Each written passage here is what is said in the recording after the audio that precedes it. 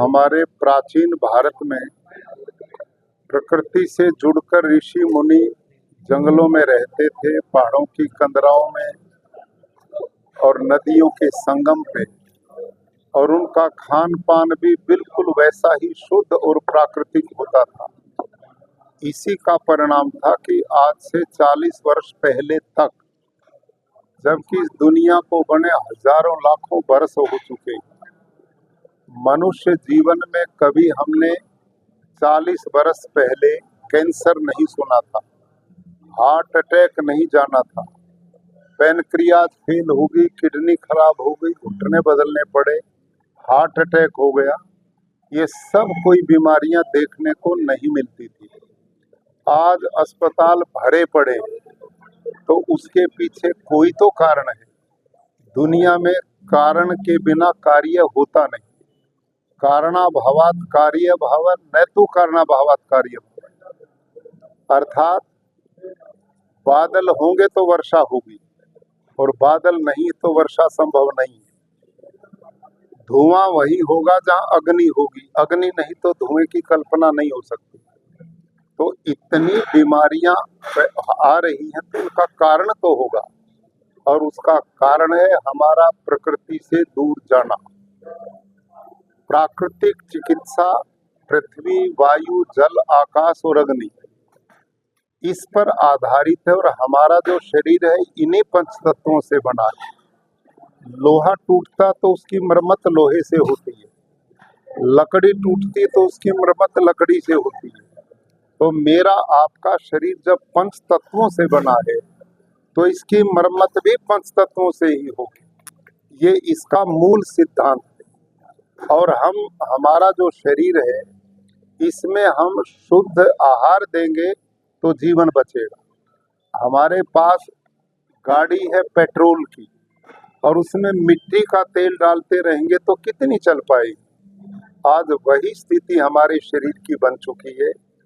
इतना urea, pesticide, DAP जहर खेतों में पड़ता है कि वो कुछ तो नाइट्रस ऑक्साइड बन करके पर्यावरण को दूषित करता है, जो पौधों के तनों पर जाकर साग, भाजी, सब्जी, फल, अन्नों में जाता है। वो सब हम खा करके हमारे ऑर्गेन, अंग खराब हो रहे, बिना आयु के हम कमजोर हो रहे, दुनिया भर की बीमारी आ रही है। और जो ये जहर धरती के पानी में मिलता हुआ नाइट्रेट मिल करके पानी पीने लायक नहीं बचा है। आप सब जानते हैं, 20-30 साल पहले पानी की बोतलें कौन लिए फिरता था? किसी के हाथ में नहीं, कहीं भी हम पानी पीते थे। शुद्ध हवा थी, शुद्ध खान पान था, अस्पताल इतनी बड़ी व्यवस्था थी ही नहीं, और लोग 100-100 साल तक स्वस्थ रह करके जीते थे। उसका सबसे बड़ा कारण था प्रकृति से जीवन जुड़ना, और प्राकृतिक ढंग से इलाज करना, और प्राकृतिक आहार लेना। तो आज भारत के माननीय प्रधानमंत्री जी ने प्राकृतिक खेती को राष्ट्रीय प्राकृतिक कृषि मिशन बना दिया। अब ये पूरे देश में चलेगा। 8 लाख किसान अकेले गुजरात में प्राकृतिक खेती से जुड़ चुके, और 40 लाख किसान पूरे देश में जुड़ चुके। अब ये अभियान बहुत तेजी से आगे बढ़ेगा। हमें विश्वास है कि लोग इस दिशा में बढ़ें और स्वास्थ्य को उत्तम बनाएं, जिससे दुनिया के सब काम तो शरीर के साथ चलते हैं। शरीर माध्यम खलु धर्म साधना, धर्म कर्म अच्छे कार्य तभी तो होंगे जब शरीर बचेगा। शरीर स्वस्थ है तो सब कुछ ठीक है। पहला सुख निरोगी काया, और इस आधार को लेके आज भिवानी में जो प्राकृतिक चिकित्सालय का एक बहुत बढ़िया विंग आदरणीय अपने जगन्नाथ वेलनेस सेंटर के नाम से बना है, और हमारे माननीय ब्रजलाल जी सराफ ने इस भवन का निर्माण करने में बहुत बड़ा आर्थिक योगदान दिया। इस भवन से और इस चिकित्सालय से पूरे प्रदेश और देश के लोगों को लाभ मिलेगा स्वास्थ्य का।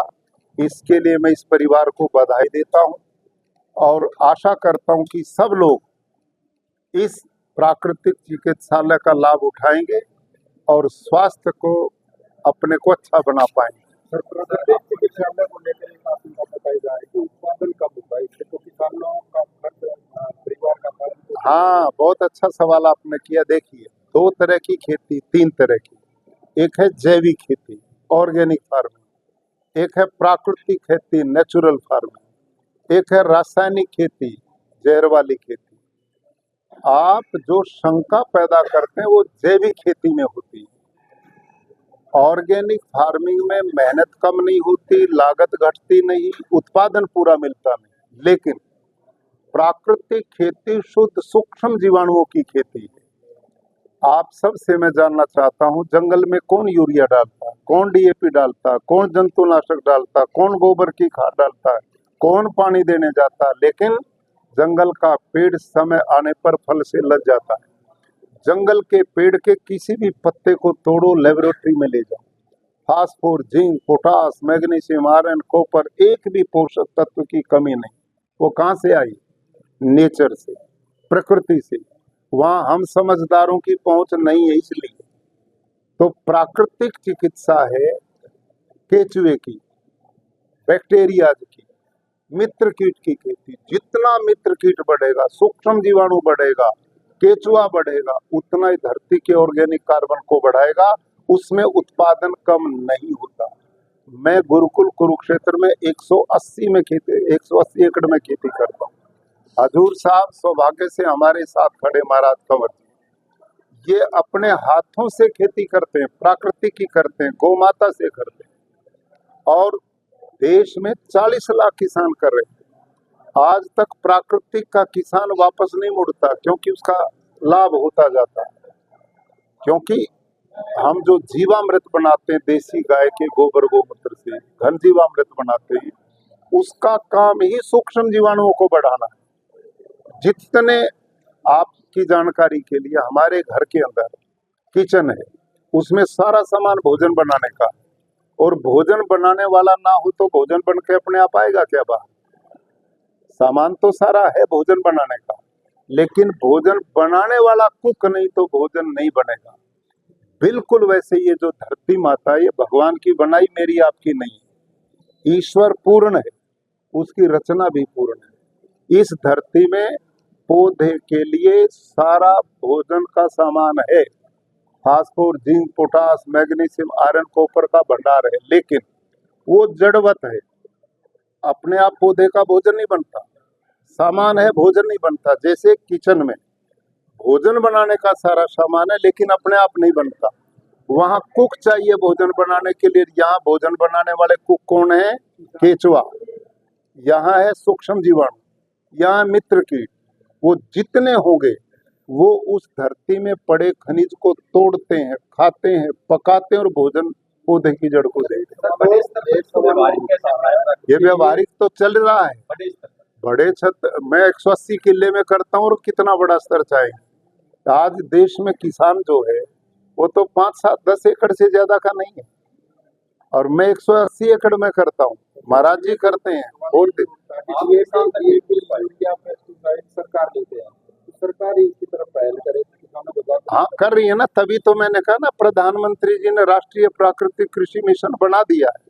अब हम जागृति अभियान चला रहे हैं। गुरुकुल कुरुक्षेत्र में हरियाणा सरकार का प्राकृतिक खेती का ट्रेनिंग सेंटर चलता है, अन्य जगह पर भी चलते हैं, पूरे देश में चल रहे हैं। अब ये बढ़ेगा और किसानों को जागृत करेंगे, जिससे आने वाली पीढ़ियां बीमारियों से बच सके, पर्यावरण बच सके, पानी बच सके, प्रकृति बच सके। एक्सीलेंस, आपने जिक्र किया गुजरात का, आपको नहीं लगता